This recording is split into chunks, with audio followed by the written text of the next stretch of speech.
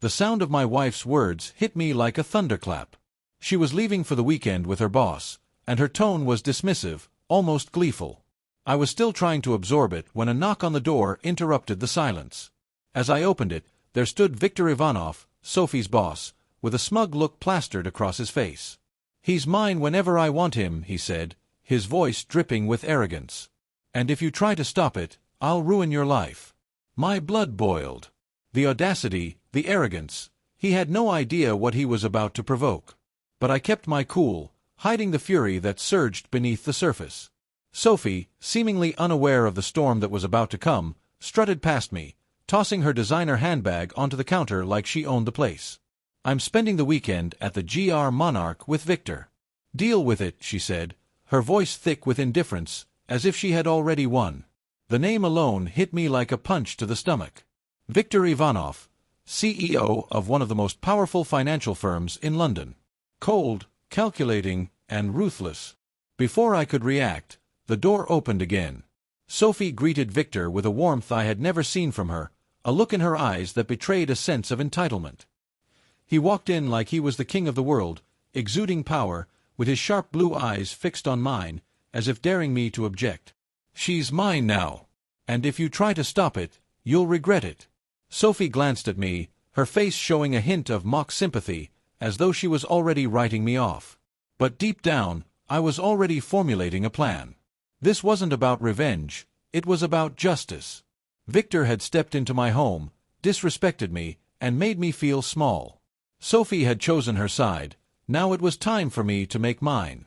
Revenge isn't something you do out of rage, it's a well-planned operation. And I was about to show them both that I was capable of much more than they thought. The weekend passed as Sophie and Victor went about their business, but I had my own agenda. I made a call to an old friend, James, a top-tier private investigator with connections in all the right places. Within hours, he delivered a thick folder. Inside were Victor's darkest secrets, insider trading, offshore accounts, illegal dealings. I had everything I needed to destroy him. Next, I turned my attention to Sophie. She thought she was in control, but she had forgotten one crucial detail: our finances were deeply entwined. The house, the lifestyle, the lavish spending, everything was funded by me. Our assets were tied together, and she would regret that oversight. On Sunday evening, I put my plan into action. I froze all of our shared assets, effectively cutting off her access to everything she took for granted. When she walked in that night, her confident smirk faltered when she saw me standing by the fireplace, a glass of whiskey in hand, waiting. "What's with the look?" she scoffed, her voice still dripping with disdain. "Still mad?" I took a slow sip, savoring the moment. "You might want to check your bank account," I said coolly. Confusion flashed across her face. She pulled out her phone, tapped the screen, and froze. Panic quickly replaced her arrogance. "What did you do?" she demanded. I didn't answer. Instead, I just leaned in slightly, a smug smile curling at the corner of my lips. "I took care of it." She turned and stormed toward the door, but before she could leave, the doorbell rang. She hesitated, glancing at me before opening it. A courier stood there, holding an envelope. "Sophie Bennett?" he asked. "Yes," she replied, her voice tight. He handed over the envelope, and she ripped it open. As she read the letter inside, her face drained of color. "You're divorcing me," she whispered, horror in her eyes. "Not just that," I said, my voice icy. "You'll walk away with nothing." Her mouth opened in disbelief. "You can't do this," she stammered. "Oh, but I already have," I said, watching as her world began to crumble around her. But I wasn't done. Monday morning, I walked into Victor's office. His assistant tried to stop me, but I wasn't in the mood for games. I pushed past her and marched into Victor's office, where he looked up, clearly annoyed. "You've got a lot of nerve coming here," he sneered. I set a thick envelope on his desk and leaned in. "Read it," I said, my voice calm but filled with an undeniable edge. He frowned and opened the envelope, flipping through the pages. His face grew darker with each passing second as he processed the evidence of his shady dealings, illegal trades, money laundering, everything. "You've been busy," I said. "The Financial Conduct Authority will be very interested in these documents. If I were you, I'd start making preparations to say goodbye to your empire." Victor's jaw clenched, but he held his composure. "What do you want?" he asked, his voice tense. I smiled. "Resign as CEO. Publicly. Within 24 hours. He narrowed his eyes. "And if I refuse?" I leaned back slightly, my voice turning colder. "I'll send this straight to the authorities. By the way, I made copies." The silence between us was thick with tension, but I knew the battle was won. Victor had no choice but to comply, and Sophie would soon learn that her betrayal came with consequences. Victor finally exhaled, rubbing his temple as if the weight of the moment was too much to bear. "You really thought you could take what's mine and get away with it?" he asked, his voice low and venomous. I stood tall, meeting his icy gaze without flinching. "She's not worth this much trouble," I replied coolly, heading for the door. I couldn't resist a final jab. "Funny," I said, pausing and turning to face him. "That's exactly what I thought about you." By the next morning, the headlines were ablaze with news of Victor's resignation. I sat in my office, watching the news unfold on the screen, a sense of satisfaction burning in my chest. As for Sophie, she was left with nothing. No money, no power, no way back. She had burned all her bridges, and now she was standing in the ashes of her own choices. But this was only the beginning. The moment Victor's resignation hit the news, the corporate world descended into chaos. Investors panicked. Stock prices plummeted. Financial analysts scrambled to make sense of what had happened. But behind the scenes, I wasn't done.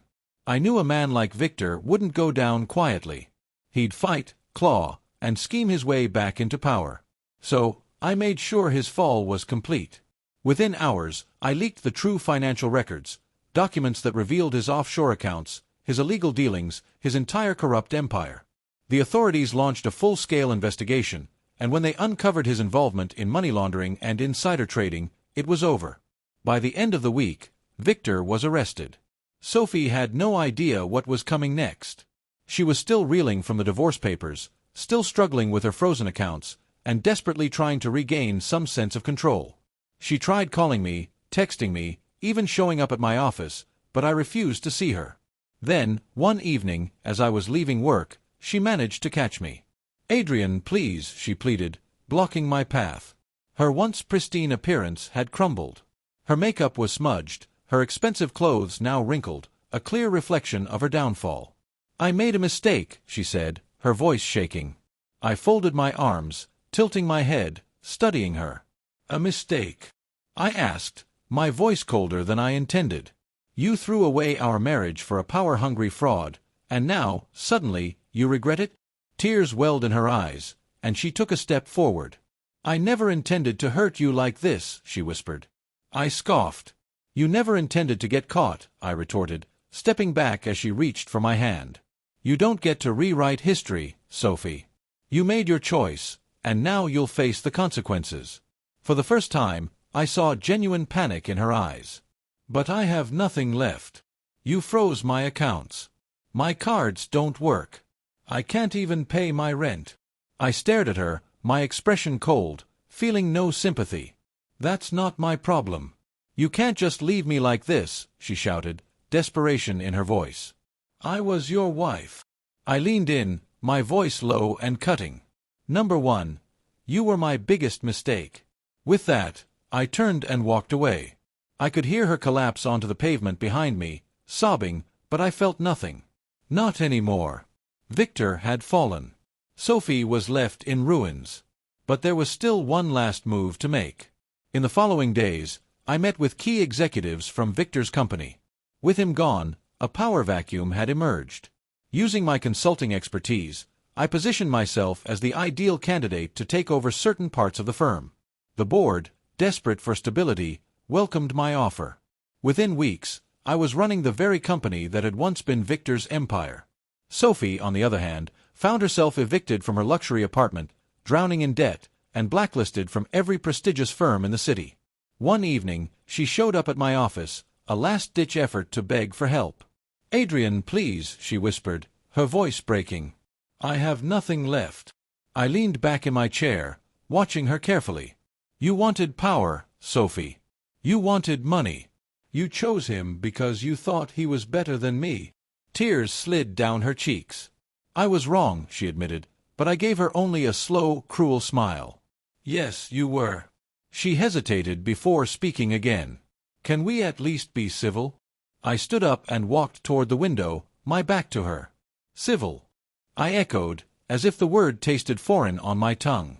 I turned back to her, my expression unreadable. After everything? She didn't know what to say. I could see the weight of it all sinking in. I don't know where to go or what to do, she confessed, her voice barely a whisper. I looked at her one last time, my expression hardening. Not my problem. Her shoulders slumped, and she finally understood. She had lost me for good. As she walked out of my office, I felt a profound sense of closure. I had won, against Victor, against Sophie. I had reclaimed my life, and for the first time in years, I was truly free. Months later, I sat sipping coffee in my penthouse, the same one Sophie had once lived in. A news alert flashed across my phone. Viktor Ivanov had been sentenced to 15 years for financial fraud. A smirk crept onto my face. Justice had been served. As for Sophie, rumors circulated that she was working as a waitress in a run-down cafe, a shadow of the woman she had once been. Meanwhile, I had rebuilt myself, stronger than ever. I had learned the most valuable lesson of all. Revenge wasn't just about settling the score. It was about taking back control. And that's exactly what I had done. I leaned back, satisfaction spreading through me. They thought they could break me. But in the end, I was the one who broke them.